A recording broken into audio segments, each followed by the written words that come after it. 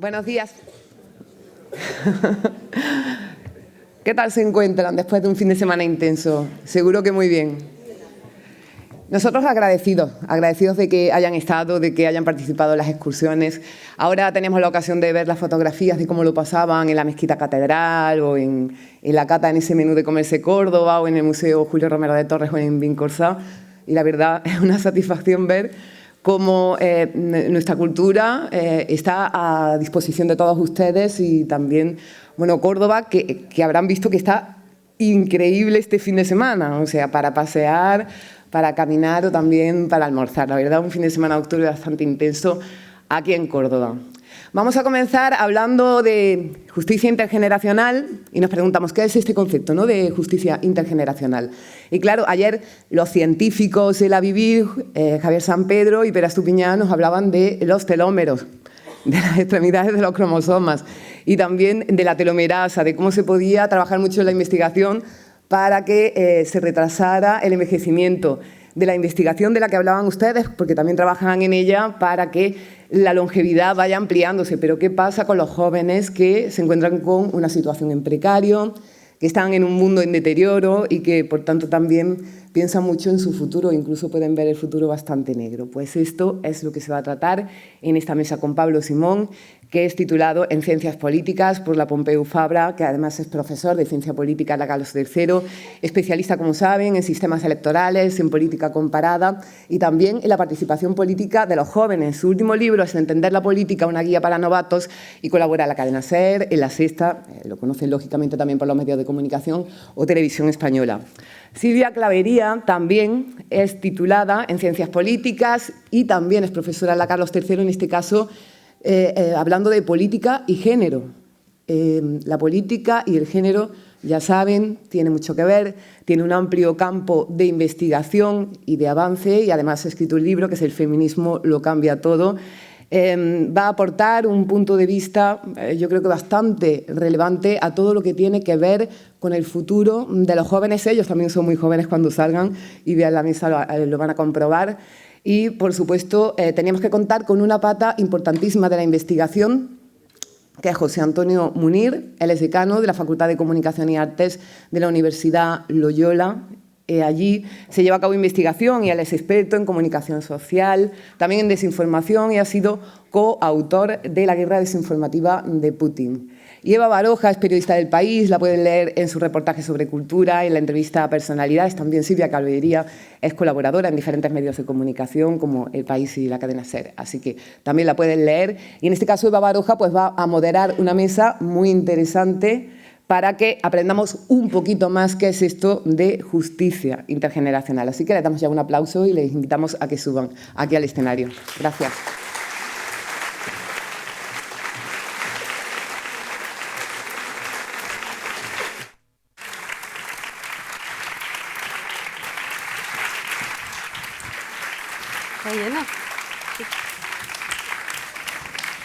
Bueno, muy buenos días a todos y a todas. Es un auténtico placer saludaros en este último día de estos congresos del bienestar aquí de la cadena SER en Córdoba, en esta preciosa ciudad como es Córdoba. Bueno, hoy nosotros nos han dicho que somos la mesa joven, ¿vale? Entonces, precisamente os queremos hablar de eso, de los jóvenes, de los problemas que tienen los jóvenes, que yo creo que al fin y al cabo es un problema que nos concierne a todos, ¿no? No solo porque todos hemos sido jóvenes alguna vez, sino porque pues, muchos de ustedes tendrán hijos, ¿no? Tendrán nietos, sobrinos, hijos de amigos que hoy estén viviendo esta situación. Queremos hablar de justicia intergeneracional y queremos preguntarnos si los jóvenes del siglo XXI, si los jóvenes de hoy en día estamos condenados a ser eternamente jóvenes, que no sé si esto es bueno o malo, hoy lo descubriremos. Bueno, va a ser un debate creo que muy interesante, muy apasionante, como todos los que hemos estado escuchando estos últimos 3 días, pero antes de comenzar me gustaría darles algunos datos que yo creo que son bastante significativos para el tema que nos ocupa hoy aquí. Según el informe AROPE 2024, la tasa de riesgo de pobreza entre la juventud española se sitúa en el 27,4%. El 53,2% de los jóvenes españoles asegura que tiene dificultades para llegar a fin de mes. O sea, más de la mitad de los jóvenes españoles tiene dificultades hoy para llegar a fin de mes. y su salario se sitúa un 35% por debajo de la media. No sé si veían esta semana, hace unos días en El País, publicábamos un gráfico que era bastante significativo, ¿no? Porque mostraba que la brecha de riqueza entre mayores y jóvenes se ha multiplicado por 9 en los últimos 20 años. Datos bastante significativos junto a otros que yo creo que irán saliendo hoy a lo largo de esta mesa. Así que, bueno, por empezar, que ya veo ahí a mis compañeros, a Pablo, que tiene ganas de hablar, lo primero que me gustaría preguntaros es si viven los jóvenes hoy en día peor que sus padres y por qué. Pablo. Bueno, pues antes de nada, muchas gracias a todos y a todas por venir. Un placer estar aquí. Yo creo que aquí tenemos que aproximar esta cuestión desde dos perspectivas y voy a ser muy sintético. La primera es de qué hablamos cuando nos referimos a un joven.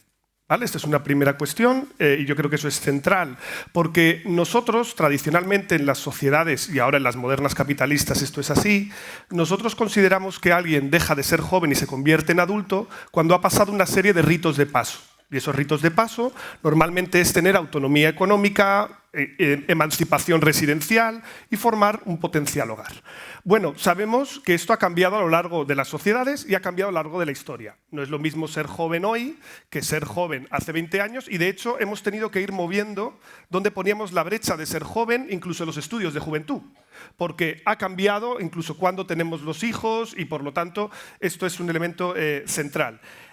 El hecho es que hoy los estudios de juventud alargan el ser joven hasta los 30-35 años. Dense ustedes cuenta de lo que eso significa. Es decir, probablemente un tercio de nuestra vida vamos a ser joven. Y eso es, a mi juicio, negativo. Y voy a intentar justificar por qué. Porque realmente lo que te están diciendo es que eres alguien incompleto. Es decir, eres alguien que no ha llegado a ser adulto. Y corremos el riesgo de saltar directamente de ser joven a ser mayor sin solución de continuidad. Y eso yo creo que es algo que ahora discutiremos en la mesa, pero es central. Ahora, hay una segunda cuestión, que es, cuando nosotros queremos saber si los jóvenes de hoy están peor o mejor que otras generaciones, tenemos que comparar a los jóvenes de hoy con sus padres y sus abuelos cuando eran jóvenes. Esto es lo central. Y aquí hay un hecho que es incontrovertible. Los jóvenes hoy son más ricos que sus padres y sus abuelos cuando eran jóvenes. Eso es incontrovertible. Tienen más acceso a recursos materiales, tienen más formación, tienen más libertad. Eso es incuestionable. Ahora bien, el problema es cuando ponemos la película en movimiento y queremos ver si alguien a lo largo de su vida va a mejorar su posición social o no. Y ahí es donde hay una diferencia fundamental con la mayor parte de las generaciones aquí sentadas, que es que la movilidad social entre aquellos que nacieron en los 60, 70, 80, la progresión de carrera laboral, de adquisición de riqueza, etc., sin lugar a dudas ha sido muy positiva, sus hijos y sus nietos no la van a tener. Y eso es lo que genera la frustración, porque no se olviden que en política el motor es el futuro. Es decir, tú lo que quieres en la vida es mejorar. Y ahí es donde viene el malestar de muchas generaciones, millennial y Z por debajo, que ellos ven, y ya hay razones, tú señalabas el tema de la vivienda como un elemento central, que les hacen sospechar, en buena lid, que no van a tener esa progresión ascendente. Que no hay futuro, ¿no, José Antonio? O sea, se habla mucho del ascensor social. ¿Qué es esto del ascensor social y por qué, según decía Pablo, se ha roto? Bueno, pues nada, lo primero es muchas gracias a la organización por contar con nosotros, conmigo y con Loyola para estar en esta mesa, ¿no? Tan, bueno, joven, no sé, yo tengo 50 años, ¿no? Pero bueno, muchas gracias. Sí, ya pasamos de los 35 años como brecha a los 50, yo lo firmo, ¿eh? aunque tenga que depender de, bueno, más allá de la broma. Los 50 son los nuevos 30. Por ejemplo, ¿no? Bueno, coincido con Pablo, ¿no? En algunas cosas, en algunas cuestiones que ha dicho, sobre todo al principio, pero me gustaría marcar un poco el asunto de justicia intergeneracional, ¿no? Justicia un poco darle a cada uno lo que se merece, ¿no? Y yo creo que me gustaría plantear o enmarcar mi intervención en ese que se merece la generación que nos han precedido, ¿no?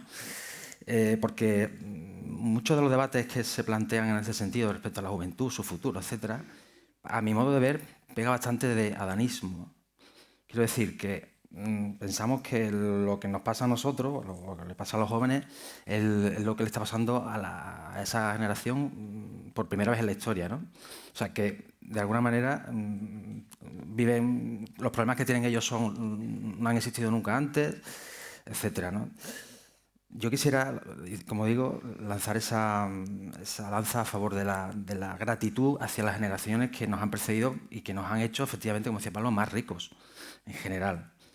En derechos, en libertades, en el estado de bienestar que nos lo encontramos, ¿no? Y de alguna manera alertar un poco sobre ese adanismo. Nunca fue fácil tener un piso o tener una vivienda, como decías, ¿no? Como decía Pablo, ¿no? Lo único que yo creo que también, o sea, decías tú también, ¿no, Eva? Viven peor los jóvenes de hoy, ¿no? Vivir peor. Podríamos definir también qué es vivir peor, ¿no? Porque efectivamente, ¿no? ¿Qué chaval, vamos, hablo de nuestra sociedad, ¿no? En términos generales, ¿no? Pues no disfruta pues, de ese hedonismo, de ese bienestar. Yo creo que las prioridades también han cambiado en buena medida, ¿no? El sentido del compromiso, el sentido de la postergación en un plano un poco más psicológico, ¿no? La capacidad de postergar determinadas recompensas superiores en pro de recompensas inmediatas menores, ¿no? Es decir, el futuro no te cae del cielo, el futuro no cae del cielo, requiere esfuerzo, requiere cierto compromiso, requiere una serie de valores que, a mi juicio, y por polemizar un poco, yo creo que están en desuso, están en retroceso, ¿no? En buena medida. Entonces, un poco quería alertar sobre eso, porque el adanismo a mí me parece muy peligroso, ya no solo porque no nos sitúe bien en la realidad, sino porque da pie al mesianismo y da pie a ciertos visos de autoritarismo, etcétera, ¿no? El victimismo, a mi modo de ver, es bastante peligroso, ¿no? Como veis, es súper curioso, porque yo que tengo 28 años, ¿no?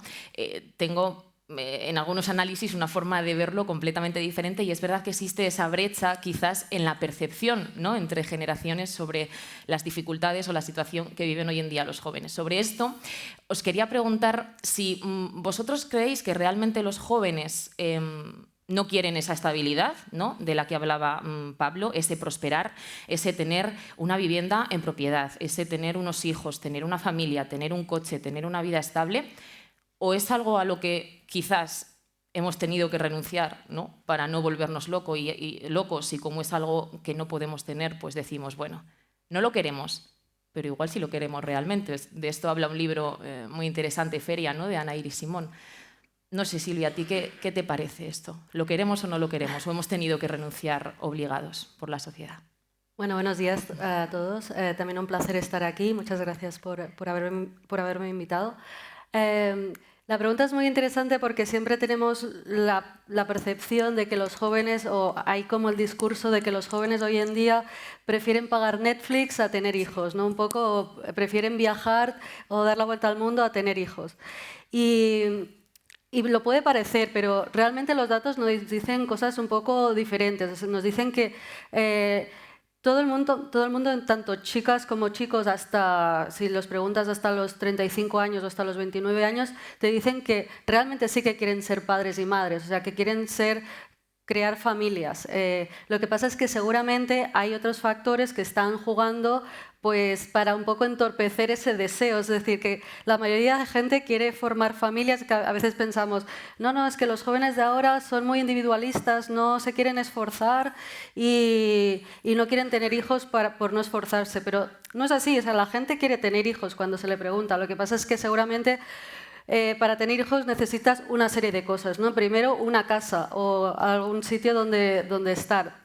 Y eso pasa que es verdad que en generaciones anteriores también ha sido complicado, pero, por ejemplo, comprar una casa ahora no requiere el triple de esfuerzo económico que comprarla cuando la compraron tal vez mis padres, ¿no? Que para ellos, igual con 10 años de hipoteca, pues más o menos ya lo tuvieron pagado su casa, ¿no? Entonces, vemos que es como difícil tener como los condicionantes necesarios para poder realizar esos deseos. Entonces la casa cuesta mucho tenerla. Tal vez también nos hemos alargado mucho en querer tener estudios o tener dinero para llevar a cabo ese deseo.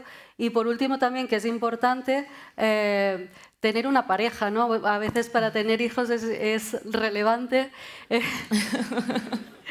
Y eso se está viendo que no es tan fácil para los jóvenes, porque vemos que, no hace gracia, pero chicos y chicas vemos que buscan cosas muy diferentes. Entonces vemos que cada vez las carreras de tanto las expectativas como lo que han estudiado difieren mucho. Entonces vemos a chicos que se quedan en zonas más rurales, normalmente no estudian tanto porque realmente han tenido más problemas para acabar la educación, y chicas que les va mejor la educación, que estudian una carrera, que se van a la ciudad, y entonces vemos que hay muchos chicos solteros en zonas más rurales y con menor nivel de estudios, y chicas con más nivel de estudios en zonas urbanas que no quieren ese tipo de chicos o ese tipo de chicas. Entonces vemos que es como complicado ese mercado matrimonial del que hablamos a veces los psicólogos, los sociólogos.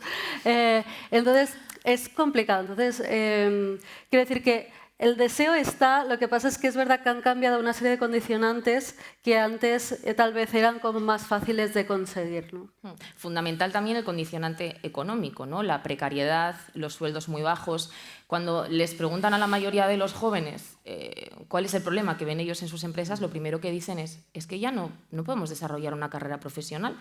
Ahora nos tenemos que cambiar de empresa porque aquí no tienes un futuro para prosperar, no puedes desarrollar tu carrera, no hay ya promoción interna en las empresas, o en muchas da la sensación de que ha desaparecido, ¿no? Entonces, a mí me gustaría preguntaros cómo se revierte este sistema piramidal, ¿no?, que consolida la brecha salarial en las empresas entre los jóvenes y los mayores, y si todo es culpa de los boomers que acumulan dinero y poder.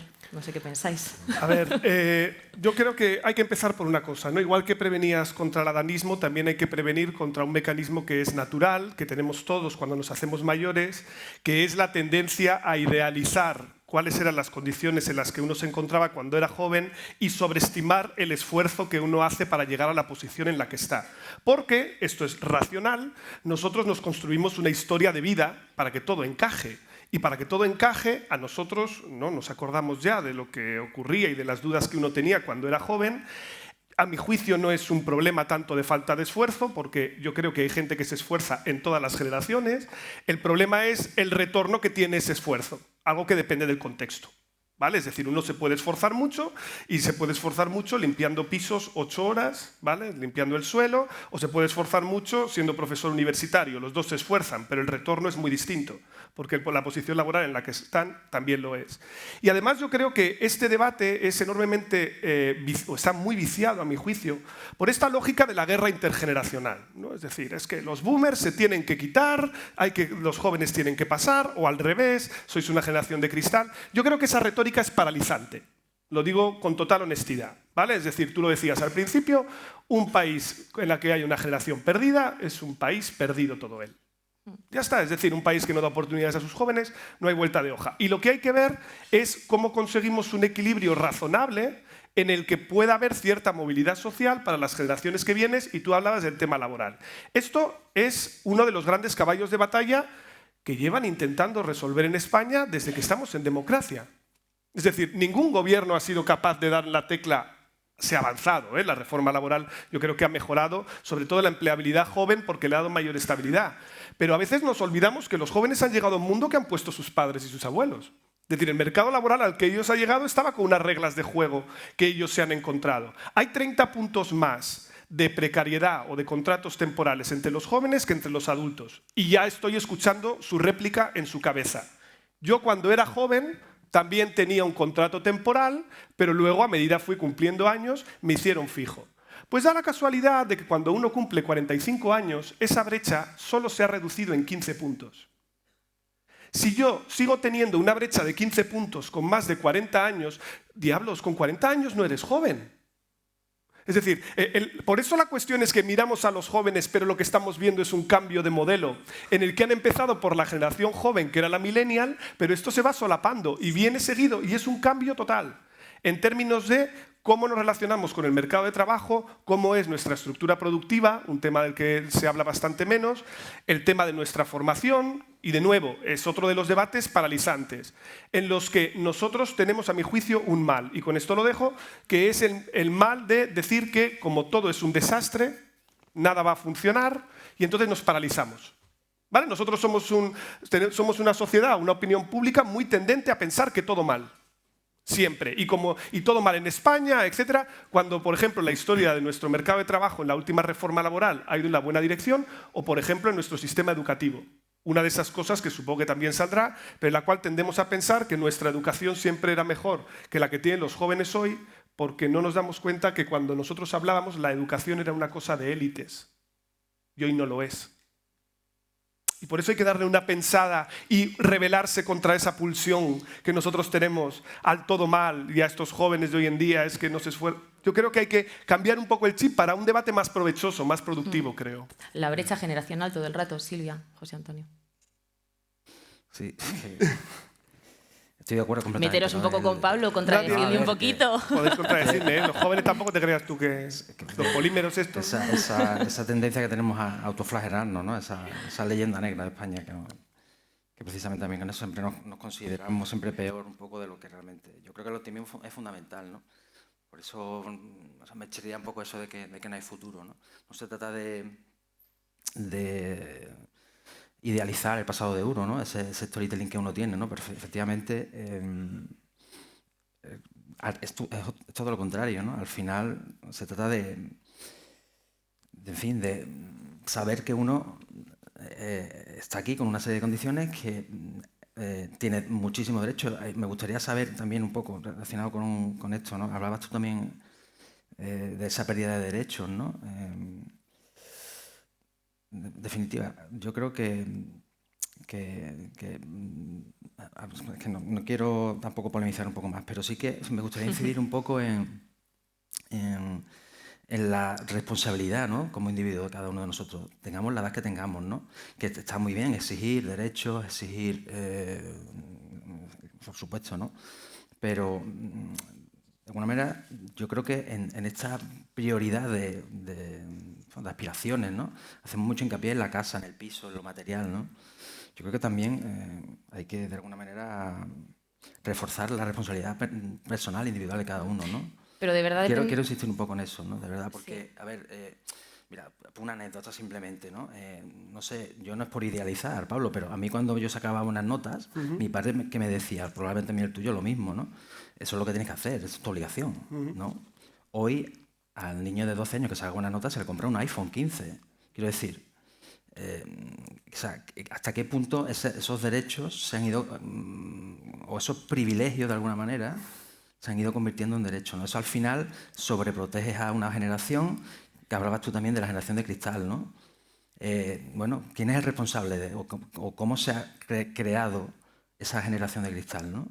Esa sobreprotección muchas veces que ha hecho pues, más débiles, ¿no? A una cierta generación. ¿En qué sentido débiles? Pues, por ejemplo, débiles emocionalmente, ¿vale? Y hablábamos también de la cantidad de problemas de salud mental que hay, ¿no? ¿Qué está ocurriendo, no? ¿Pero tú crees que en los 80 no había problemas de salud mental? Bueno, ¿O se lo callaban? No. Ahora se visibilizan más. Quiero decir, porque... Puede ser un factor, Quiero decir que una cosa es que los jóvenes hayan problemas, cosas que no estaban antes encima de la mesa y podemos discutirlo. Sí. Es decir, es como pensar que, por ejemplo, como ahora se denuncia la violencia de género, en los años 80 no existía, ¿no? No, es decir, al final se ha vuelto una realidad visible. Yo creo que eso es algo positivo, ¿no? Es decir, que discutamos de la buena vida no es algo de lo que no se puede beneficiar todo el mundo. Sí, sí, pero que yo, al margen de que se visibilice más, evidentemente, creo que realmente también está habiendo una serie de trastornos y problemas de salud mental.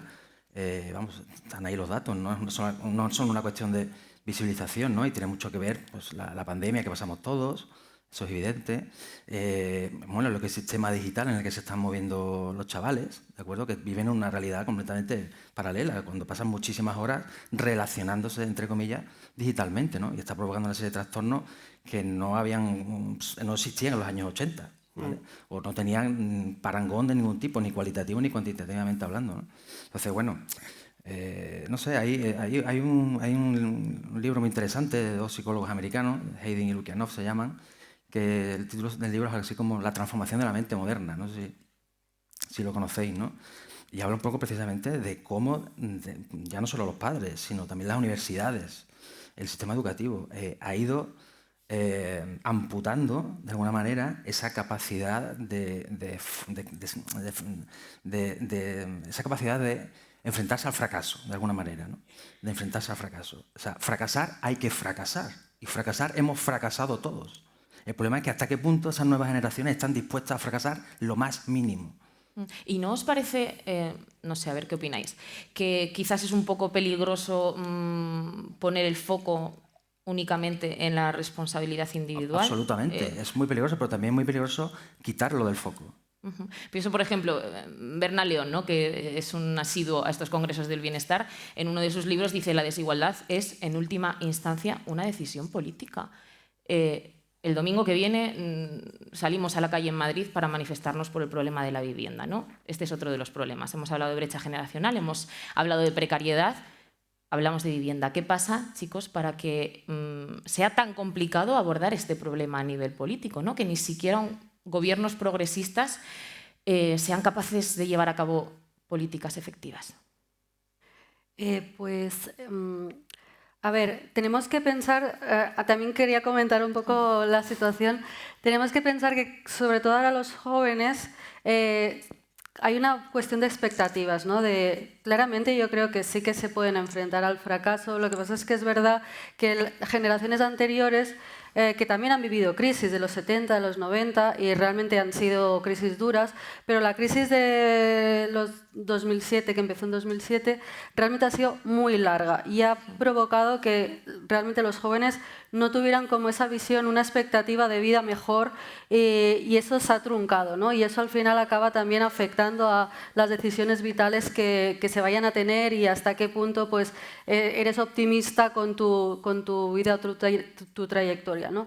Respecto a la vivienda, que también tiene algo que ver, ¿no?, de decir, pues, ¿cuándo realmente me voy a poder independizar de casa de mis padres, ¿no? O ¿cuándo voy a poder pues, tener una vida aparte? Vemos que, creo que, si no lo tengo mal apuntado, un 30% de los jóvenes de más de 30 años aún viven con sus familias, ¿no?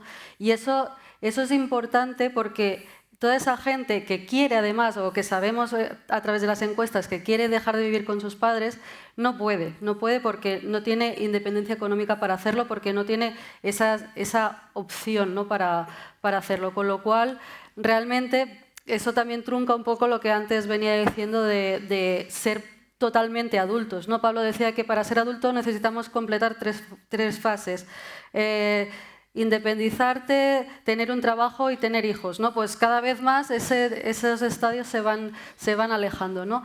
Pero además vemos que desde el punto político tampoco se está haciendo mucho, pero seguramente porque no hay incentivos para hacerlo, ¿no? Realmente cambiar una normativa donde todas las fuerzas económicas pues, suben los precios de alquiler, suben los precios de compra de los pisos, ¿no?, donde realmente vemos que esas medidas son muy costosas, de poner topes al alquiler o hacer más vivienda pública para gente joven. Vemos que el turismo también, o las nuevas formas de turismo a través del Airbnb o de otros métodos, también ha subido mucho este precio. Eso hace que los poderes públicos digan, vale, realmente si yo hago unas medidas o rebajando el alquiler o poniendo más facilidades, va a perjudicar a una serie de gente que tiene casas y que tienen más edad y me están votando más además.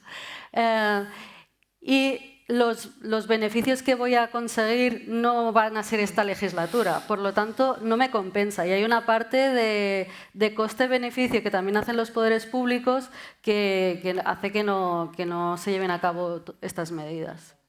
La edad media de emancipación en España son 30,4 años, o sea, una de las más bajas de Europa.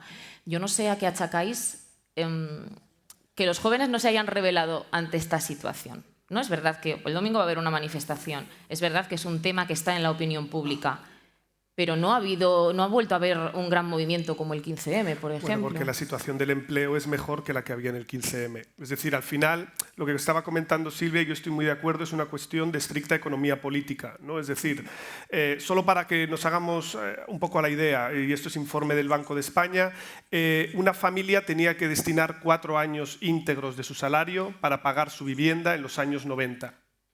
¿Vale? Hoy tiene que dedicar casi 8. hay un pico durante la época de la burbuja en la que el acceso al crédito permite que mucha gente pueda acceder a esa vivienda y por lo tanto acumule cierto patrimonio, pero en realidad lo que estamos viendo hoy es que hay una brecha en la acumulación de riqueza, porque al final los españoles ahorramos mediante la vivienda. Es decir, hay un hecho indudable, que es que si el 74% de los españoles está en propiedad, esto es un elemento que hace que el debate se pueda plantear desde la doble perspectiva, ¿no? Algunos empujan desde la parte del acceso, otros desde la ocupación, para que entendamos, ¿no? que nada es casual a la hora de sacar este tipo de cosas. Bueno, claro, el problema de esa brecha es que los jóvenes tienen acceso a empleo, pocos salarios, complementados muchas veces con la ayuda que le dan sus familias, lo cual para los que nos preocupa la movilidad social, como es mi caso, es un drama, porque familia hay quien tiene y hay quien no la tiene. De hecho, ahora mismo tenemos casi un 15% de los jóvenes emancipados que viven en una vivienda cedida por sus padres. ¿Vale? Es decir, hay gente que tiene 2 o más residencias y lo que hace es dejar a su hijo que vaya allí. Esto en las zonas costeras es relativamente común. Claro, si los jóvenes no son capaces de acumular patrimonio durante todo el proceso de conversión en la edad adulta, esa vivienda, ser autónomos, esto va a ser muy dramático porque va a generar no solo la brecha entre generaciones, sino la que para mí va a ser más relevante, que es la desigualdad intrageneracional. ¿Y por qué es esto muy importante? Porque junto a la generacional se solapan diferencias de género, de clase, etcétera, todo se mezcla.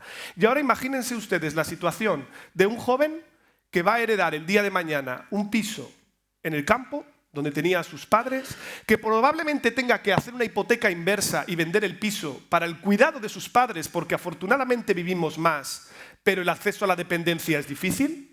Luego, un joven que no tenga hermanos, porque la mayoría de las familias ya no tienen hermanos o tienen menos de los que tenían antes, tiene que enajenar ese patrimonio para el cuidado de sus mayores, porque él ha migrado a la capital de provincia o a la gran ciudad a trabajar. E imagínense quién va a heredar 5 pisos en Madrid. La situación es totalmente distinta. Entonces tenemos instalado una bomba de relojería que si tú no haces nada es muy complicado que eso se active. Y dices, los jóvenes, no. Esto, es decir, tenía que haber manifestaciones de pensionistas pidiendo buen empleo para los jóvenes. ¿Cómo se sostiene el sistema de pensiones si no es con buenos trabajos de nuestros jóvenes? Es así, ¿no? Es decir, por eso yo estoy muy a favor de que destruyamos las discusiones de la cena de Navidad. ¿Vale? Acabemos con esta idea de el tío que te dice yo con tu edad me esforzaba o el otro que le dice tú boomer no sabes. Destruyamos eso porque realmente va en interés de todos buscar un equilibrio mejor. Vamos a ser más productivos. Hombre, el mercado de la vivienda... pero lo hablamos desde la equidad, pero yo te pongo el ejemplo de la eficiencia. ¿Acaso si hubiera un buen parque de alquiler en España y acceso a la vivienda, los jóvenes no se moverían más para buscar empleo en cualquier lugar? Tú tienes que estar en el radio de acción de la casa de tus padres, porque no te queda más remedio, luego tu mercado de trabajo funciona también peor. Y eso nos hace más ineficientes. Entonces, yo creo que se puede buscar un equilibrio, pero los jóvenes... Por supuesto, tienen que apretar, estoy de acuerdo con la responsabilidad individual, tienen que empujar, pero solos no pueden, que son muy pocos. Que es que son muy poquitos. El voto joven tiene prestigio, pero no tiene peso. No tiene peso. Mientras te voten los mayores de 55 años, ya tienes la elección ganada, aunque todos los menores de 30 votaran al mismo partido. Pablo, no tiene mucho peso, pero son los más polarizados. Que eso puede condicionar al final un gobierno. Hay una parte, sí. Si está la cosa muy ajustada, sí. Por eso estoy de acuerdo. Sí, yo era para provocaros un poco. Y esa polarización, insisto, se alimenta, esas propuestas políticas más polarizadas se alimentan precisamente del victimismo, ¿no? Y de la desresponsabilización del individuo, ¿no? Creo. ¿Tú cómo lo ves, Silvia? Tú eso. Venga, entra un poquito ahí al trapo. Va. No sé qué, no tengo una opinión muy fuerte, dijéramos, o muy establecida, pero a ver, es verdad que han entrado como nuevos partidos políticos, ¿no? Sobre todo también de extrema derecha, donde realmente también tienen un discurso como muy de intentar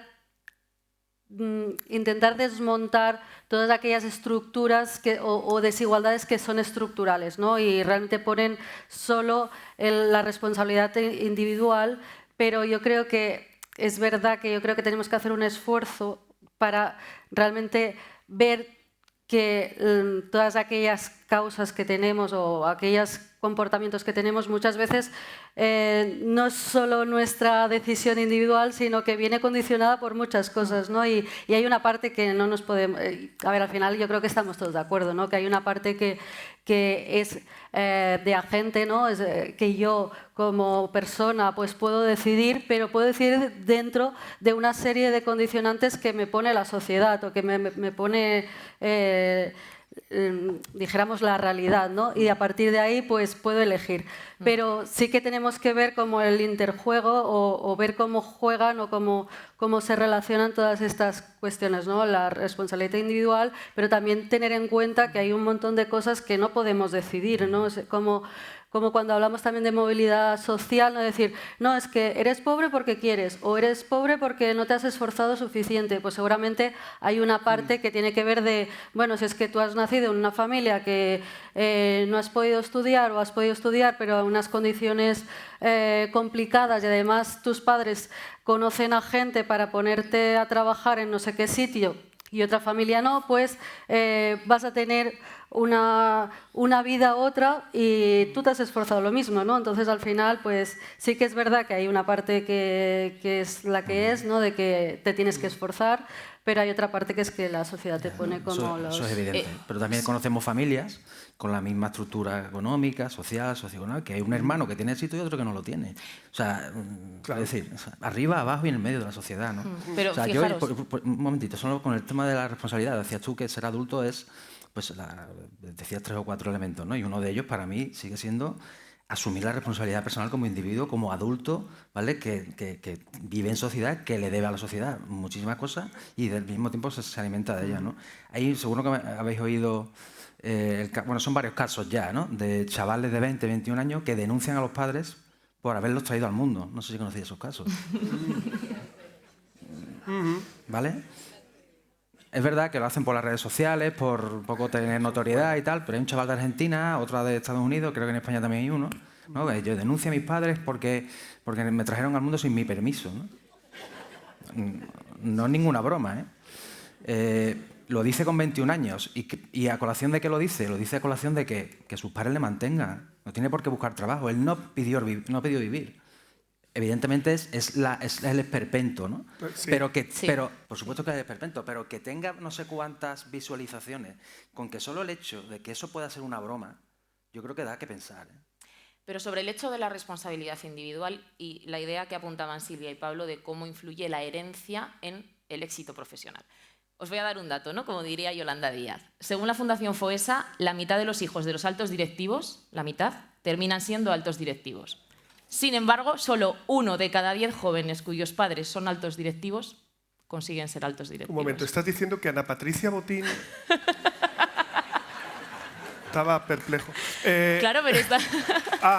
no, a ver, estaba haciendo la broma, evidentemente. No, a ver, aquí hay como una especie de tridente, ¿no? Que es... sobre todo cuando hablamos de generaciones más jóvenes.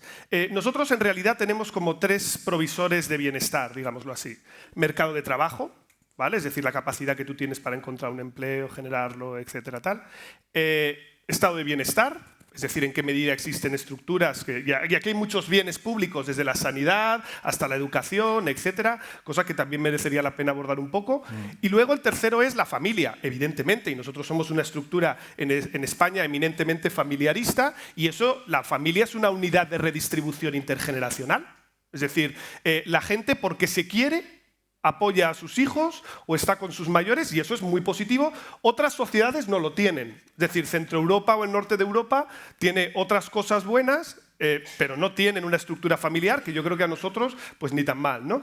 Pero claro, cuando nosotros no tenemos un mercado de trabajo que funcione bien, porque realmente, lo comentaba antes Silvia, pero hombre, casi el 70% de la gente que encuentra su primer empleo lo hace a través de contactos. Eso nos da a entender que, hombre, meritocrático el acceso al puesto de trabajo a priori no es. Luego podemos ir viendo. Y te puedes esforzar mucho y fracasar, ¿vale? Porque esto también ocurre. Y bueno, y la vida es aceptar que uno se esfuerza, fracasa y no pasa nada porque el esfuerzo tiene un valor en sí mismo. Pero luego miras al estado de bienestar y miras en qué medida hay políticas de apoyo a la juventud y es que no existen. Somos de los que menos gastamos. Y os pongo algunos ejemplos. Hombre, nosotros tenemos el primer hijo en España de media a los 32 años. Luego tiene sentido que seamos el tercer país de Europa con más clínicas de fertilidad, porque hay una cuestión biológica, y tengamos más hijos únicos. Porque claro, si estás alargando ese periodo... Vale. Esto tiene que ver, de un lado, por ejemplo, con cambio de valores. ¿Vale? Esto ha sido así. Hoy invertimos en nuestros hijos 4 veces más de lo que invertíamos en los años 80. A mí eso me parece civilización. ¿Vale? Es decir, que tú inviertas en tus hijos para que estén bien y que nuestros mayores, gracias al alargamiento de la esperanza de vida, vivan más y lo puedan hacer en buena calidad, yo es la sociedad a la que aspiro. Es decir, que nuestros niños estén protegidos, nuestros mayores vivan bien, adelante. Ahora, políticas de bienestar. ¿Cuántas prestaciones se hacen por hijo a cargo en España? ¿Dónde está la gratuidad del 0 a 3 años en los hogares de infancia que permitirían que la brecha de género que existe por el primer hijo se acortara? Las mujeres se les ensancha la brecha de género, y Silvia sabe mucho más de esto que yo, cuando tienen el primer hijo, sobre todo en términos salariales, porque es el momento en el que tienes que optar. O carrera laboral o carrera... Y que esto no hayamos sido capaces de solucionarlo desde que lo llevamos viendo 40 años, da que pensar, bueno, pues si no va a mercado de trabajo, no va a estado de bienestar, ya solo te queda familia. Y familia, hay quien la tiene y hay quien no la tiene. Hay quien te puede dar apoyo y hay quien no te lo puede dar. Y yo creo que eso es malo desde una perspectiva tanto liberal como socialdemócrata, seas tanto de izquierdas como de derechas. Es algo para mí irrelevante, porque al final, desde una perspectiva económica, perdemos talento, perdemos oportunidad, porque Mozart ha nacido en el sitio que no tocaba. La única decisión que va a marcar nuestra vida es justamente la de que denunciaba a sus padres, ¿no? Que es nacer. Es lo único que no decidimos, o que es imposible que decidamos. Ahora va a marcarlo todo, va a marcarlo todo. Y perdemos talento y además perdemos equidad, perdemos justicia. Porque hay gente que se va a esforzar toda la vida y lo va a seguir teniendo mucho más difícil que otra. Y luego, efectivamente, está la responsabilidad individual y los valores, y yo estoy de acuerdo con que eso también se fomente, y yo creo que es relevante, pero no podemos tampoco ignorar el hecho de que al final estamos constriñendo el potencial que tenemos como país, enredándonos en esta disputa intergeneracional de que los jóvenes no pueden tal, cuando realmente esto requeriría un New Deal. Requeriría una plétora de reformas de nuestro sistema de bienestar y nuestro mercado de trabajo muy ambiciosa. Y es muy complicado hacerlo. Es muy complicado hacerlo porque los costes políticos son altos y porque los ganadores no son visibles. Yo no veo al hijo que no he tenido por no tener una política de conciliación o por no tener una vivienda. Yo no lo veo, pero eso es algo que se pierde para la sociedad. Y eso ocurre mucho. Vosotros, que sois los 3 profesores, ¿qué papel creéis que juega la educación en todo esto? ¿Por qué tampoco es capaz la educación de corregir estas desigualdades? No es cierto que no lo corrija. A ver, efectivamente, el sistema es muy mejorable, pero el único ascensor social que hay con cierta garantía sigue siendo la educación. No hay otra. O sea, no seamos tan pesimistas. Es decir, que tiene fallas, que no todo el mundo que se esfuerza lo suficiente llega y tal, y tiene suerte y depende de los contactos, etcétera, etcétera. Bueno, pero aún así, aún con todo, hay un porcentaje de gente que efectivamente es capaz de subirse al ascensor social. Y fundamentalmente sigue siendo la educación, los estudios superiores, vamos, la universidad. El único vehículo, vamos. Yo no tengo datos, pero quizás Pablo sí lo tenga. La brecha salarial entre titulados y no titulados es enorme. Sí, aún se dice, bueno, es que si te vas a una FP o si no estudias y haces un oficio, pues vas a ganar mucho más dinero que estudiando, pero los datos lo que dicen que no es cierto, que al final tal vez cuando tienes 25 años es verdad, porque cuando tienes 25 años y acabas una carrera igual no cobras mucho, pero a la larga eso es verdad que se va reduciendo. Y entonces vemos que sí que es verdad que la educación al final es realmente el factor más igualador. Es verdad que también depende de qué familias pues puedes llegar también a universidad o no. Vemos que no sé si de todos los que están en la universidad un tercio viene de familias donde no ha habido ningún familiar que haya estudiado en la universidad. Por tanto, también cuando llegas ya a la universidad pues has tenido, o sea, quiere decir que hay como sesgos, ¿no?, a quien llega, pero es verdad que quien llega y tiene una carrera y al cabo de muchos años puede conseguir un mejor salario que aquellos que no han estudiado, ¿no? Y esto al final sí que es como muy importante para la vida, o sea, como que para para tener una visión o una expectativa vital. Pero sí que es verdad que lo que hemos visto de los jóvenes de hasta ahora es que justo cuando los jóvenes que ya no... porque los jóvenes hablamos de millennials como jóvenes, pero ya los millennials ya son viejos, ¿no? Porque los millennials ya tienen 40 años. Ahora los que son jóvenes... Bueno, es claro, es que no nos metamos en ese charco. Bueno, yo también. Pero los que son jóvenes son los de la generación Z, ¿no? Y estos han vivido permanentemente en crisis, ¿no? Porque siempre han vivido o han nacido cuando ya estaba la crisis del 2007, con lo cual sus expectativas también vitales y todos cuando han entrado al mercado laboral, etcétera, también tienen como problemas que van a acarrear también a lo largo de su vida, porque no van a cotizar tanto, porque seguramente cuando lleguen a la jubilación ya no va a haber nadie que les pague la jubilación, mientras que ellos sí que están pagando, ¿no? Entonces, este pacto que hay intergeneracional, ¿no?, entre los jóvenes y la gente más mayor, de, vale, nosotros ahora trabajamos para ofrecer las pensiones a la gente que las está cobrando, parece como que se ha quebrado un poco, ¿no? Y entonces es importante también mantener esta solidaridad tanto de los jóvenes a los mayores como a la inversa, ¿no? De decir, vale, pues es que como sociedad también tenemos que Pablo también creo que lo explicaba, ¿no? Como sociedad también tenemos que dar como ayudas un poco a los jóvenes para que puedan desarrollar su carrera y además no solo desarrollar su carrera como joven, porque joven es, como dicen, ¿no?, una enfermedad que se pasa con los años, pero sí que para que tengan como una movilidad entre jóvenes también, porque no todos los jóvenes son iguales, y que tengan una movilidad como social y que no haya desigualdad entre ellos. Y sobre esto de la educación, o sea, solo como 3 cosas muy rápidas. La primera, tener título formativo es un buen negocio siempre. ¿Vale? O sea, da igual en qué entorno estemos, uno de los grandes dramas que ha tenido históricamente España es una tasa de abandono escolar temprano muy alta, gente que no acababa ni los estudios obligatorios. Eso ahora estamos en una tasa del 13%, hay que seguir bajando esa tasa. En Andalucía un poquito más, ¿eh? ¿Vale? Sí, claro, es que depende también de la del hogar, y luego la pobreza se autoperpetúa, porque claro, si no tienes un hogar que te empuje a seguir estudiando, pues eso cae, y a veces es un elemento que no tiene que ver solo con lo económico, sino con el capital cultural del hogar en el que tú te encuentras, y esto es relevante. Por lo tanto, todas estas cosas que se decían de sobran universitarios, es que no sé qué, eso cuando alguien os lo diga le decís, bueno, pues que tu hijo no vaya a la universidad.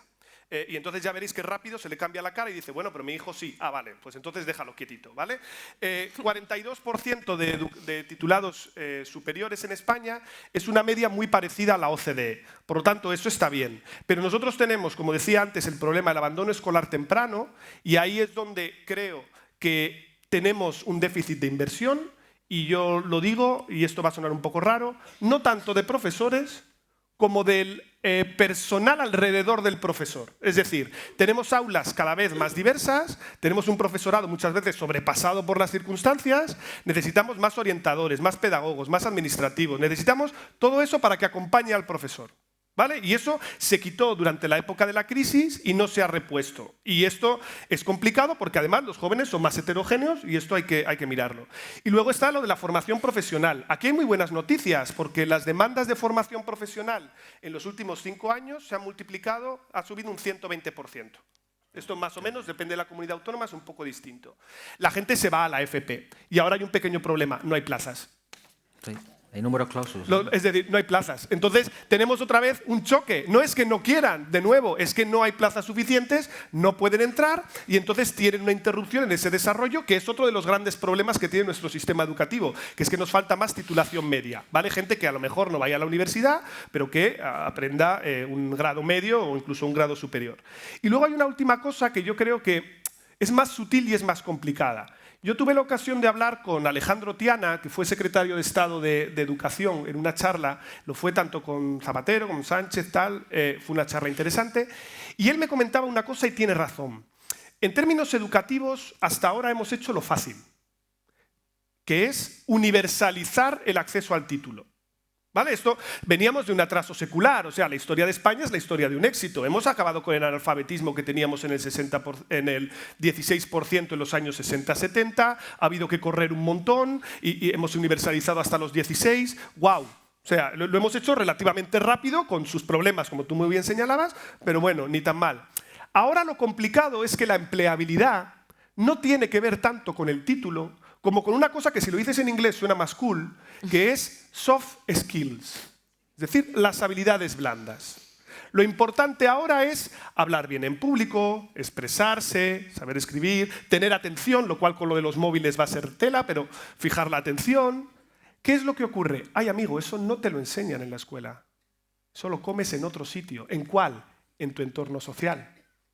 Tus padres son... De hecho, el mejor predictor de los resultados que tienes en el examen PISA es el número de libros que tienen tus padres en casa. A ver, mi primo, que es un zote, porque le regale un libro, no se va a volver más listo. Lo que señaliza el libro es que estás en un entorno cultural que te motiva, que te hace... Y eso es un elemento fundamental y es más complicado de hacer. Porque tenemos una estructura que nos basamos en la educación, en un currículo cerrado, y aprender ese tipo de habilidades es más complicado.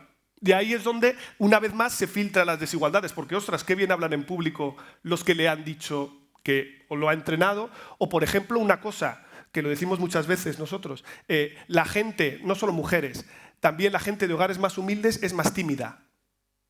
Es más tímida. La vida está hecha para el que le echa morro. Vamos, eso he tardado en aprenderlo 40 años. En fin, hay que echarle morro. Entonces, si te llevan toda la vida diciendo en casa que eres un crack, aunque no lo seas, pero estás en un entorno motivado, joder, a comerme el mundo. Si estás en un entorno depauperado, en un entorno con menos capital cultural, menos capital social, pues agachas la cabeza y no lo haces, y no levantas en clase la mano y el profesor no te ve, y como no te ve pasas desapercibido, aunque puedas ser un buen estudiante, sacas un expediente brillante y luego uno que es más mediocre, pero que le ha echado cara, te pasa por delante. Y eso hay que entrenarlo, y es más complicado de hacer que dar un título universitario. Y volvemos a lo mismo, a la familia y al contexto también social. Por ir terminando, ayer en la cena, que hablábamos un poquito de este tema, decían Pablo y Silvia, es que es verdad que las generaciones de ahora, los Zetas, en muchas cosas son más listos que nosotros. No se han tragado eso de la cultura del esfuerzo, se dan cuenta de cosas igual que no nos dábamos cuenta tanto nosotros. Pero, claro, yo os quería preguntar, con todos estos temas que hemos hablado en la mesa, ¿no? ¿Qué hacemos para que estas generaciones jóvenes no se desmotiven, no caigan en la insatisfacción vital? José Luis, tú que has estudiado tanto el tema de la felicidad humana, ¿qué podemos hacer como sociedad para que no tengamos unos zetas y unos jóvenes que son los que tienen que agarrar el futuro por los cuernos, que estén totalmente desmotivados y tristes, ¿no? Te lo contesto ahora, sí, lo tengo que contestar. Es fácil, es fácil. Pues mira, lo primero que lean libros. Por cogerte un poco tu testigo, ¿no? Decía Montaigne que los libros solamente con su mera presencia ya alimentan, ¿no? Efectivamente, eso tiene que ver mucho con la familia, el contexto, ¿no? Pero que lean. Y lo de los soft skills es que a mí me pone un poco nervioso, la verdad, porque creo que nos hemos pasado de rosca en ese sentido. Y yo no sé tu entorno universitario, pero en general, por todas las universidades donde yo he pasado, donde estoy ahora también, en Loyola, eso se le ha hecho recientemente, de un tiempo para acá se le ha hecho bastante caso, ¿no? Se le ha puesto bastante en el foco. Quizás a lo mejor hemos olvidado los libros y a lo mejor el problema viene ahora de ese nuevo desbalance, ¿no? Por decirlo de alguna manera, ¿no? A ver, yo cuando empiezo un curso, casi siempre, sea la asignatura que sea, parto de la misma premisa, ¿no? Les pregunto a ellos que para qué están aquí, ¿no? ¿Para qué estamos aquí, no? Y cuando digo aquí, quiero que entiendan lo que les dé la gana. Aquí en el aula, aquí en este grado, en esta facultad, en esta universidad, o en esta vida, en este mundo, ¿no? ¿Para qué estamos aquí, no? Y fundamentalmente hay, resumiendo mucho y mezclando muchas teorías psicológicas de motivación, hay 4 grandes para qué, ¿no? Más uno, diría yo, ¿no? Todo lo que hacemos en la vida, al final, fundamentalmente, en primer momento, ¿no? Es para ganar dinero, ¿no? Para subsistir, para tener cierto bienestar material, económico, que eso es fundamental. Hasta cierto punto, ¿no? Porque también la psicología te dice que no es una línea progresiva en paralelo entre mayor riqueza, mayor bienestar y mayor felicidad, en absoluto. De hecho, muchas veces lo único que surge con una mayor riqueza suelen ser problemas psicológicos, ¿no? Pero bueno, es otro tema, no voy a ahondar ahí, ¿no?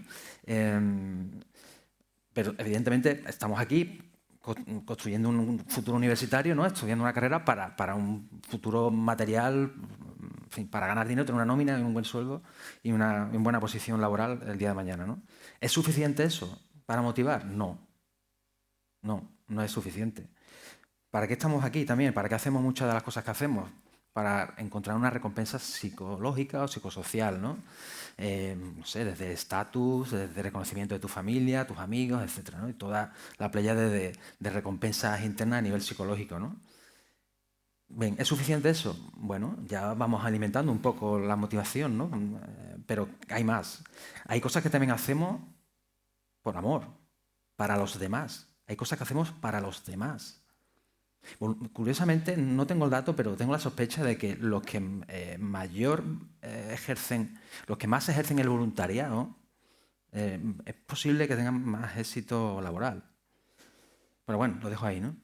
Es decir, hacemos cosas para los demás, ¿no? Y luego hay una cuarta, un gran cuarto para qué, que para mí es fundamental, desde el primer día que entras en clase hasta que te jubiles, que es que hacemos las cosas para pasarlo bien, para estar a gusto, para disfrutar de lo que hacemos.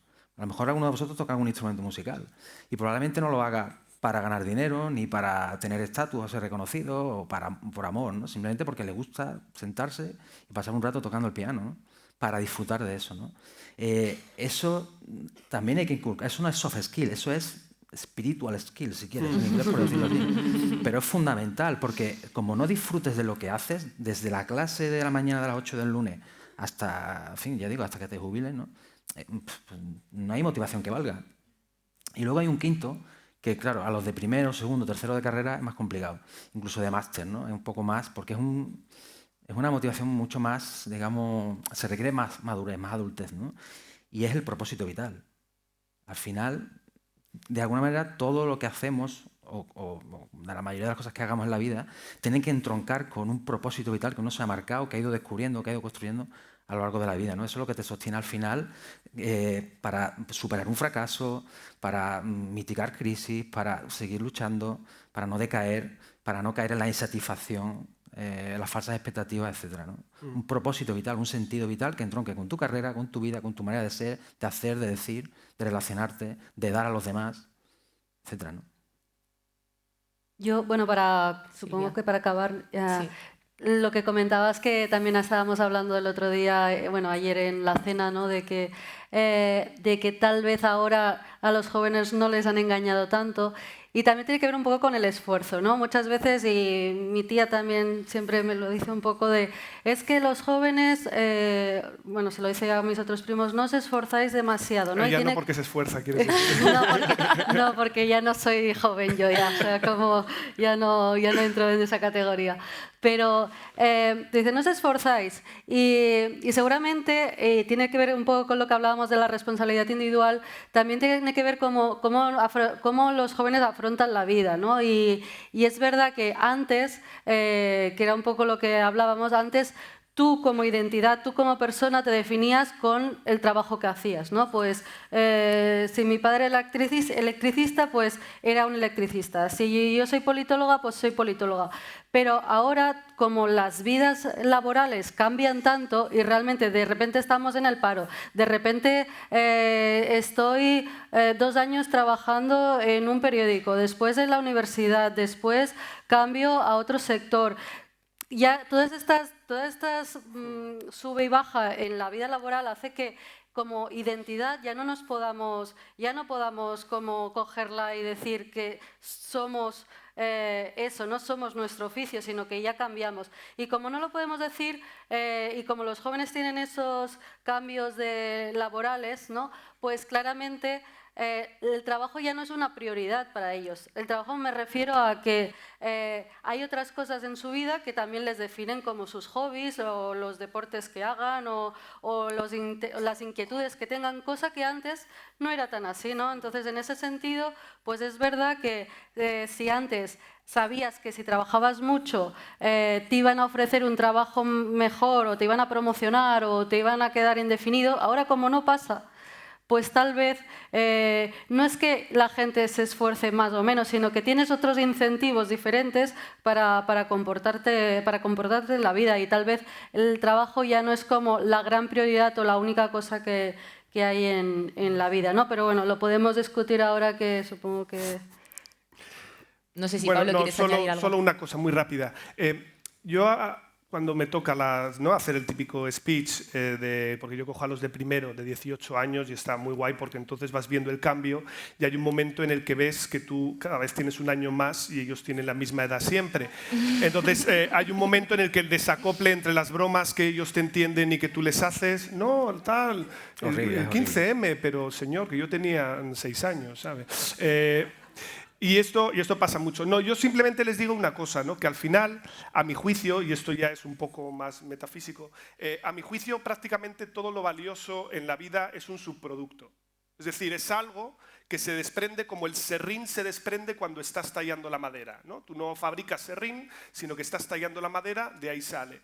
Pues igual que, por ejemplo, nadie iría a una cafetería, se sentaría frente a uno y le diría, quiero ser tu amigo, porque te sentirías muy turbado y saldrías corriendo. Lógico, porque probablemente hacedlo. La amistad se construye, o el amor se construye haciendo otras cosas. Es decir, lo que sale valioso, ese pegamento social, es lo valioso de hacer otro tipo de tareas. Entonces yo les digo, vosotros venís aquí a la universidad y yo os voy a dar conocimiento. Vale, estupendo, y vamos a hablar y vamos a discutir en clase. Pero lo más valioso va a ser las interacciones entre vosotros, que va a generar un montón de subproductos valiosos que os vais a llevar toda la vida.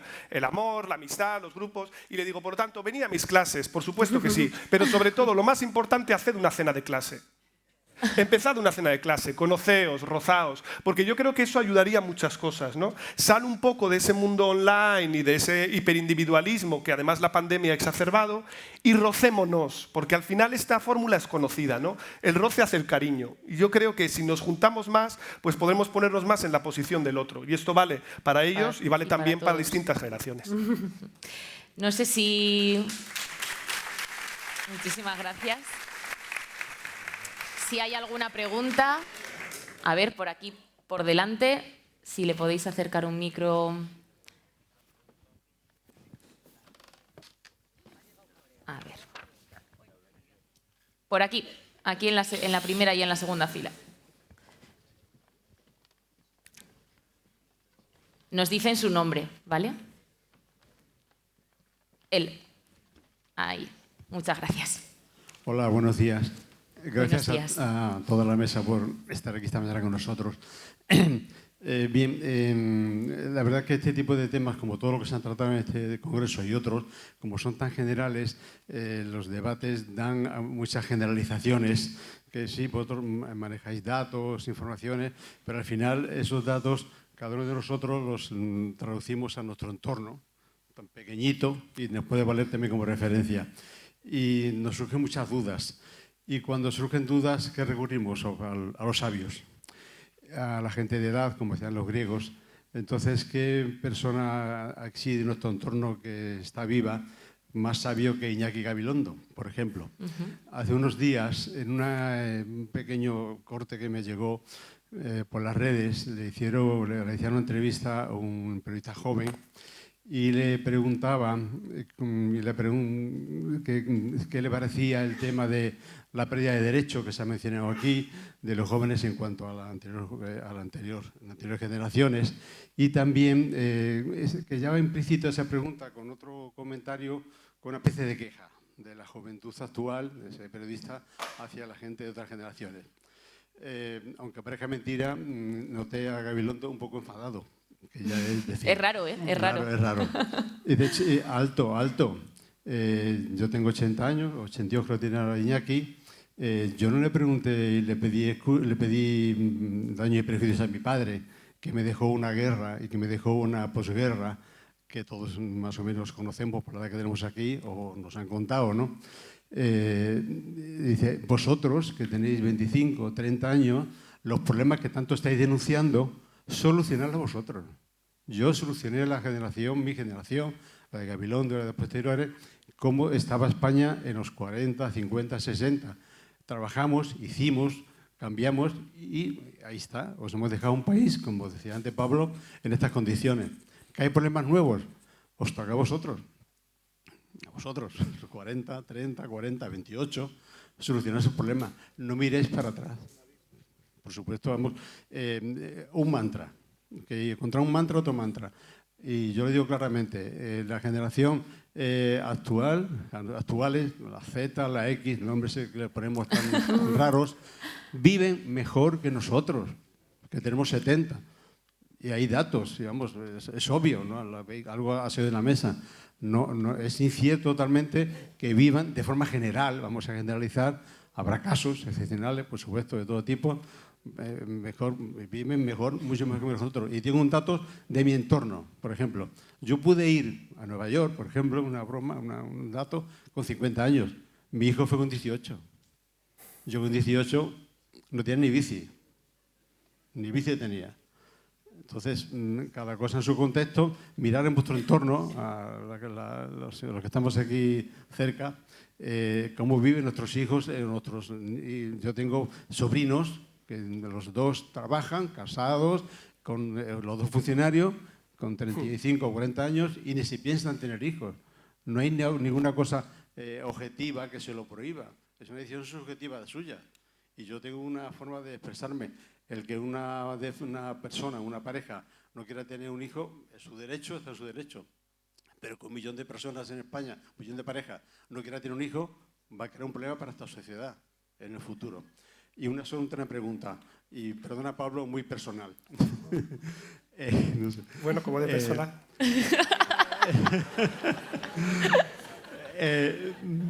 ¿Has pensado alguna vez meterte en política? No. Perdón. Si es que sí, ¿por qué no? Y si es que no, ¿por qué no? Gracias. No, a ver, de todas maneras sí me gustaría hacer un pequeño comentario respecto a lo que ha dicho antes, ¿no? De hecho, fijaos que mi intervención la he comenzado así, diciendo que los jóvenes de hoy son más ricos. Es decir, en Ucrania y en Palestina, por desgracia, los jóvenes hoy van a ser más pobres que sus padres y sus abuelos cuando eran jóvenes, probablemente. Es normal, es natural en las sociedades que crecen y se modernizan que los jóvenes sean más ricos que sus padres y sus abuelos, porque si no, no existiría progreso. Es decir, eso tiene su razón de ser. Ahora, yo, sin embargo, estoy de acuerdo con la idea de que no hay que pedir cuentas a otras generaciones. Por eso decía que hay que huir de esta idea de guerras y de reproches. Es absurdo, pero os necesitamos. Es decir, lo que estamos diciendo más bien es que la sostenibilidad de nuestro modelo depende de que vosotros seáis parte también de la solución. ¿Por qué? No es problemas resueltos y ya está, en absoluto, porque su pensión o sus pensiones se pagan con los salarios de los jóvenes. Por lo tanto, la sostenibilidad de su modo de vida depende de que a los jóvenes también les vaya bien. Por tanto, busquemos un equilibrio razonable, insisto, sin peleas, sin reproches y sin estas cosas que yo creo que paralizan la acción, sino que vayamos al punto. Y luego, sobre lo último, en política, pues no he pensado nunca, gracias por la oferta. No, pero por una razón, y yo explico la razón, porque yo creo que soy más útil a mi país así.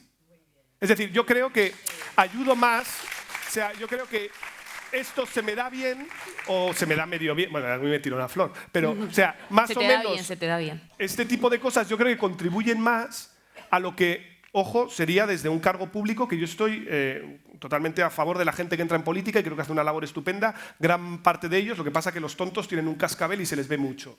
Pero debajo hay mucha gente que hace un buen trabajo.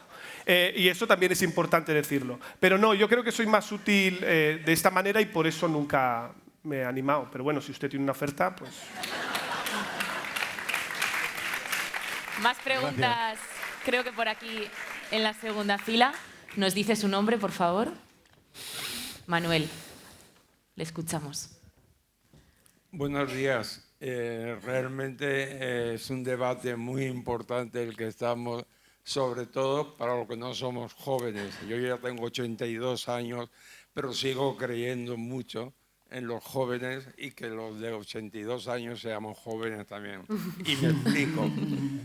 Yo creo que hay una responsabilidad muy importante de los medios de comunicación, de todo esto, diríamos, en qué ocurre qué puede ocurrir con nuestros jóvenes. Entonces, esa responsabilidad yo la traslado a que hoy no se habla demasiado de la cultura del esfuerzo. Las cosas cuestan hacer y entonces estamos acostumbrados a difundir en los medios audiovisuales el triunfo rápido, y realmente eso es dañino porque el joven hoy a lo mejor no tiene un criterio suficiente para discernir y saber que las cosas se hacen por esfuerzo y con ilusión. Y esta transmisión de esos pensamientos, a mí me gustaría verlos reflejados generalmente en los programas que hay en televisión, de debate, de tal, porque en general se tiende a hablar muy bien del triunfador, del no sé qué, pero claro, entonces no son ejemplos buenos para la juventud. Eso es lo que yo creo, que esa política del esfuerzo, es de promover el esfuerzo personal y promover la ilusión en lo que se hace, es el secreto del triunfo desde el punto de vista personal, ¿no? Muy interesante esto que plantea Manuel, que tiene mucho que ver al hilo con las que, redes sociales y con la revolución al hilo de lo que dice tecnológica. Manuel de las redes sociales y todo eso, en paralelo al esfuerzo, la cultura del esfuerzo, responsabilidad social, etcétera, social personal, hay un elemento que no ha salido en la mesa y yo creo que es interesante e importante porque condiciona mucho de lo que estamos diciendo. Y es que vivimos también en la era de la instantaneidad. Entonces ya no es una cuestión de esfuerzo, sino de paciencia, perseverancia y constancia, ¿de acuerdo? Porque te puedes esforzar en un momento dado muchísimo, pero si no te sale bien y ya pues te rindes, ¿no? La rendición, ¿no? Estamos, y eso nuestra vida digital nos ha llevado por ahí. Pensar a un chaval de 15, 18, 20 años que ha crecido, se ha criado en ese entorno digital, pensar en ese niño de 3 años que está en el restaurante con los padres, que el niño está con el móvil así, mientras los padres están cenando tranquilamente, su cerebro es diferente al nuestro. Están acostumbrados a tenerlo todo de manera ipso facto, ¿no? Entonces, eso es un problema realmente acuciante, ¿no?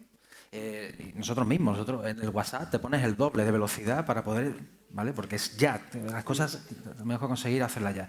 Y evidentemente todo lo que requiere, todo lo que merece la pena en la vida normalmente no solo requiere esfuerzo, sino paciencia. Porque, en fin, son 10.000 horas de experto lo que se necesita para hacer cualquier cosa medio bien, ¿no? ¿Hasta qué punto estamos desentrenando a las nuevas generaciones en esa cultura de la constancia, ¿no? Ellos quieren entrar en un grado universitario y lo quieren saber todo ya el primer día. Esta asignatura no, esta asignatura tampoco, esta asignatura tampoco. O sea, decía Nuccio Ordine, ¿no? El maravilloso actor italiano, ¿no? El que murió hace poco, ¿no? Un maravilloso libro que decía la utilidad de lo inútil, ¿no? O sea, esa instantaneidad también nos lleva al utilitarismo más absoluto, ¿no? Entonces, eso es otro problema, ¿sí? Pero vamos, ahí somos culpables y cómplices todos, ¿eh? Más preguntas. Uy, muchas manos levantadas. Creo que estaba por allí este señor.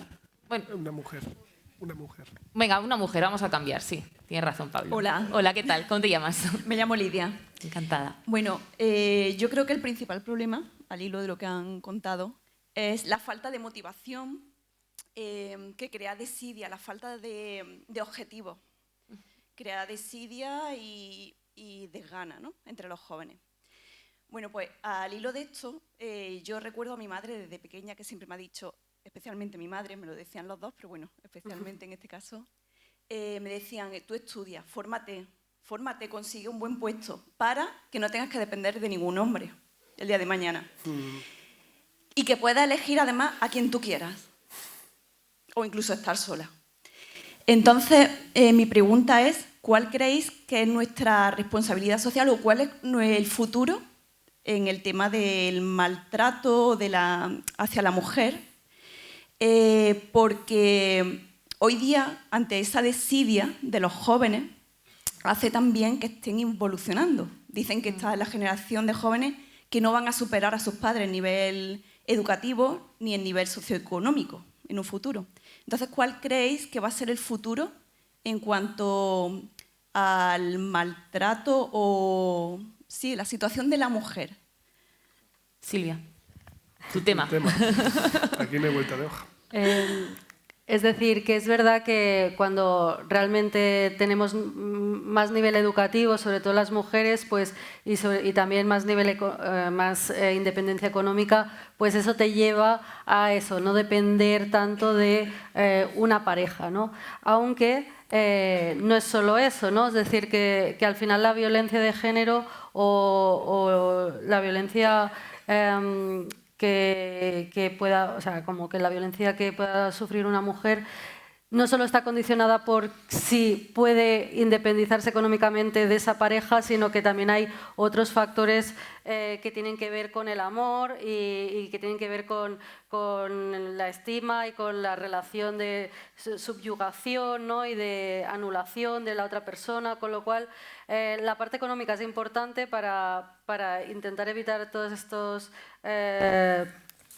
para intentar evitar la violencia en general, pero que no es solo eso, o sea, como que al final también tenemos que intentar mantener como unas relaciones sanas de igual a igual, de no subyugación, y eso es como mucho más complicado, ¿no? Porque tenemos una sociedad donde aún pues creemos mucho en el amor romántico, ¿no? Que está bien, pero que también conlleva como una serie de elementos de que hay un hombre que te está esperando o una mujer también, pero en este caso entre un hombre y una mujer, pues que eso pues conlleva como una serie de relaciones que no te dejen escapar de ahí, ¿no? Y ya no es un tema de si tienes independencia económica no vas a sufrir esto, porque hemos visto que, no, que esto pasa un poco en todas las clases sociales. Entonces, te puede ayudar, pero no es lo único. Por aquí delante en la segunda fila, este caballero.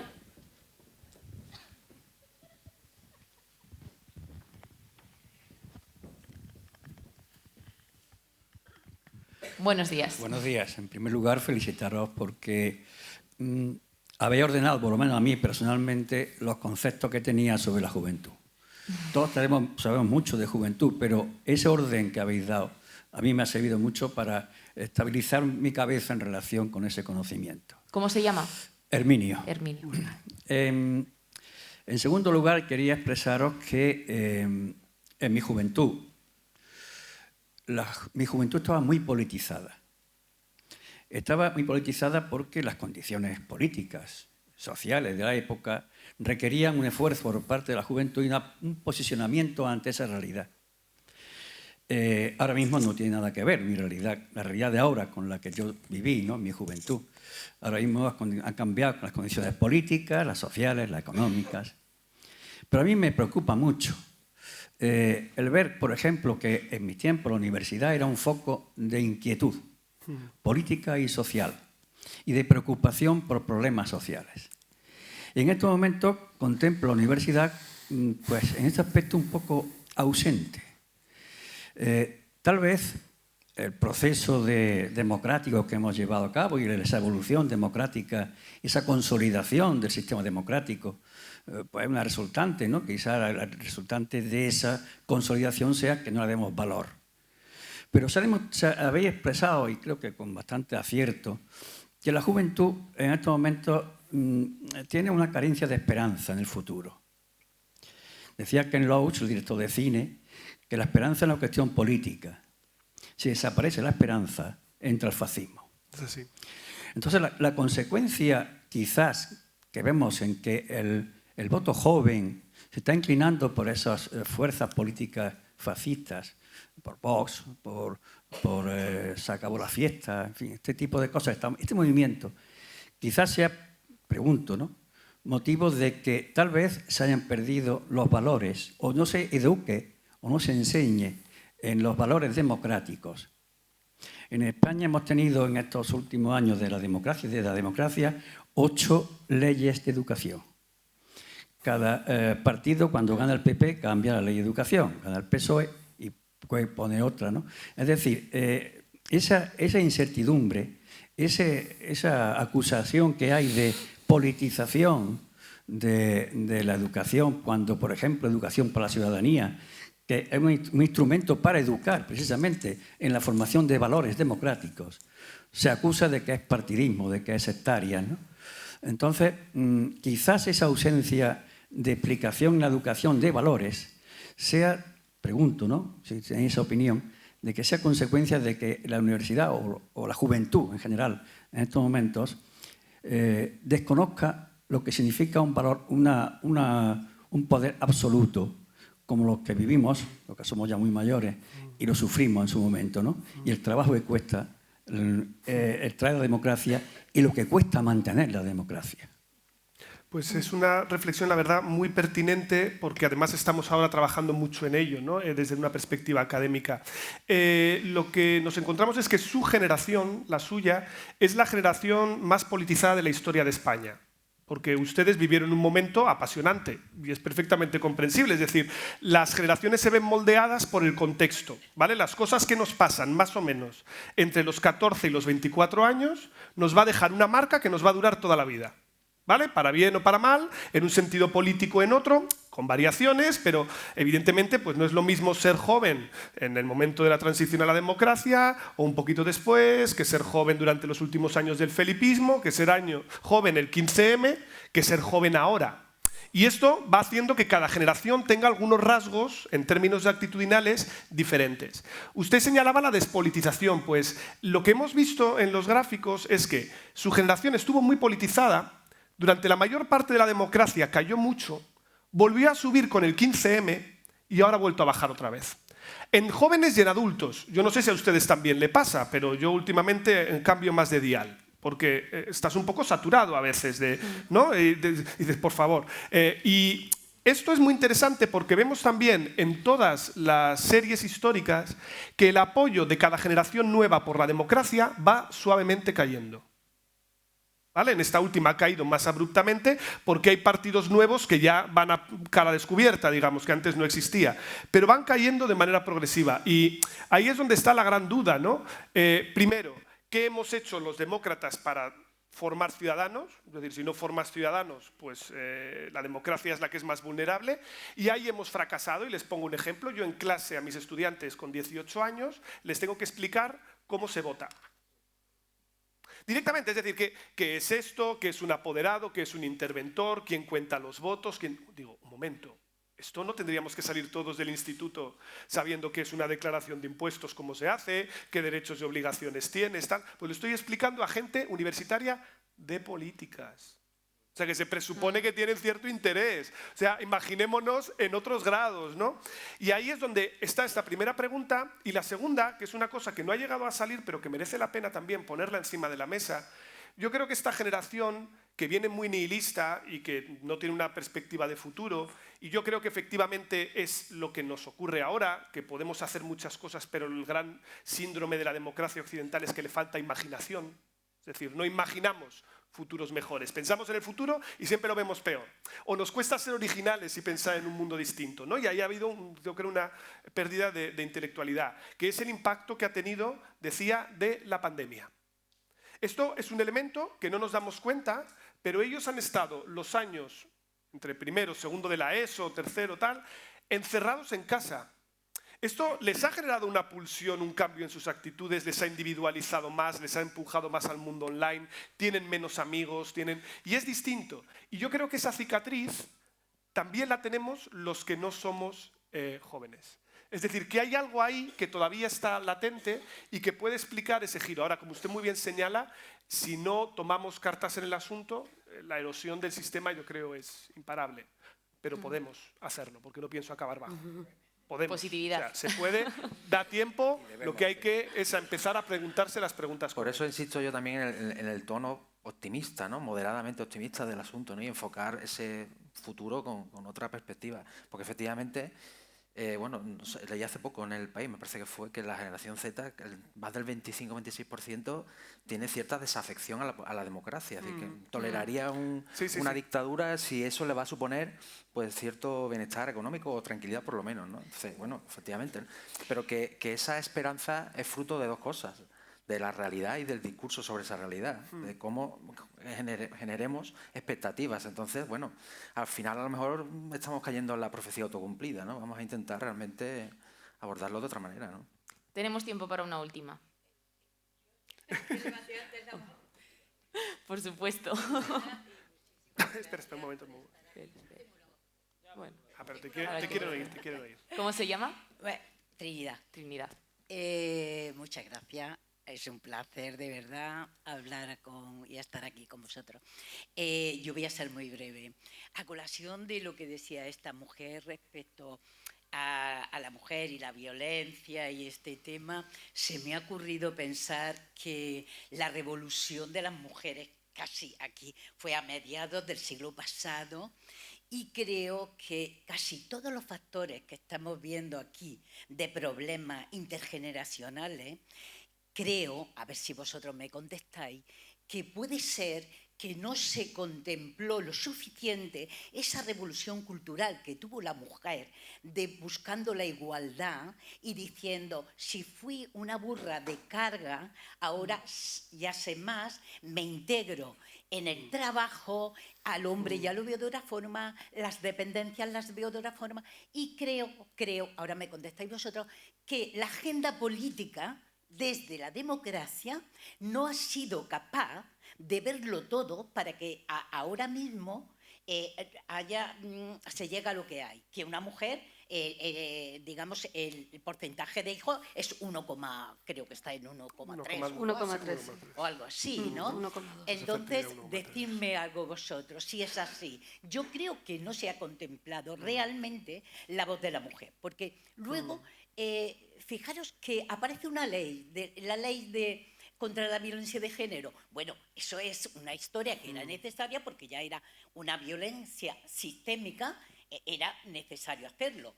Pero no se hizo una pedagogía para decir, las mujeres que son el 50 y tanto % de la población, necesitamos ver esto y esto, porque las consecuencias de la sociedad pueden ser lo que está pasando. ¿Me contestáis? Sí. En fin. Silvia.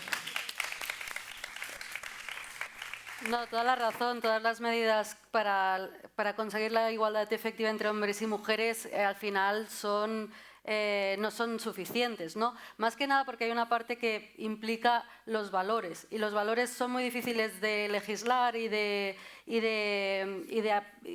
atacar un poco, ¿no? Entonces sí que se han hecho diferentes cosas. Es verdad que se podrían haber hecho más, sobre todo en relación a cantidad de dinero, porque se ha hecho pues la ley efectiva de igualdad entre hombres y mujeres en el 2007, la de violencia de género, y últimamente pues se ha hecho un pacto de Estado también en relación a esto. Se ha hecho la ley trans también. Quiero decir que se han hecho diferentes medidas que intentan aplacar eso, pero sin embargo, y yo creo que no ha sido solo las medidas las que han propiciado que haya más igualdad de género, sino que a partir del 2018 realmente se vivió un movimiento feminista muy fuerte, ¿no? Seguramente porque se estaban también atacando los derechos de las mujeres en relación al aborto con Gallardón, que quería como reformar la ley, ¿no? Entonces, a partir de justo ese momento que entre feministas mayores y más jóvenes se unieron, realmente sí que hubo un cambio de paradigma en la sociedad y de intentar pues que las mujeres estén más presentes en sitios de poder, en temas de visibilidad. Eso además tiene una afectación en temas de violencia, en temas de conciliación, etcétera, que se puede hacer más claramente porque no han puesto demasiado dinero ni demás en educación 03 que decíamos, o en otras cuestiones que aplican más a las mujeres, ¿no? Pero habiendo dicho esto, lo que vemos es que justo cuando ha salido este movimiento con más fuerza, realmente vemos como una contrarrevolución, ¿no? Sobre todo en tema de jóvenes, ¿no? Porque vemos que los jóvenes, y enlazo con lo que decía Herminia un poco, vemos que sobre todo los hombres jóvenes están muy en contra del feminismo y están muy en contra de la igualdad de género, y entonces vemos que votan mucho a Vox porque realmente consideran que los derechos de las mujeres han ido demasiado lejos, ¿no? Y entonces hay como esa contrarreacción y vemos que los jóvenes tienen ese rechazo, ¿no? No sabemos aún se está estudiando un poco el porqué, no sabemos si es porque realmente es demasiado institucional, realmente como que quieren ir contra lo que dice el poder o lo que dicen sus padres, y entonces tienen esa contrarreacción. Pero es verdad que vemos un retroceso, sobre todo en los jóvenes, en ese tipo de actitudes, ¿no? Entonces vemos que también ahora empiezan a ver como las mujeres las que se llaman tradwife, ¿no? Como mujeres tradicionales que también intentan como ponerse o empiezan a tener otra vez mucha valoración positiva las mujeres que dejan el trabajo y se dedican a los hijos y no sé qué. Y entonces, bueno, vemos que han habido olas, pero que vemos tal vez que igual está llegando una contraola, ¿no? Entonces, pero acaba optimista, por Dios. Bueno, seamos optimistas. A mí me gustaría precisamente terminar esta mesa con una frase que me dijo Víctor Manuel en una entrevista, y él me decía: el que sepa cómo va a ser el futuro es que está mal informado. Así que seamos optimistas, recorramos este camino juntos, y muchísimas gracias a todos.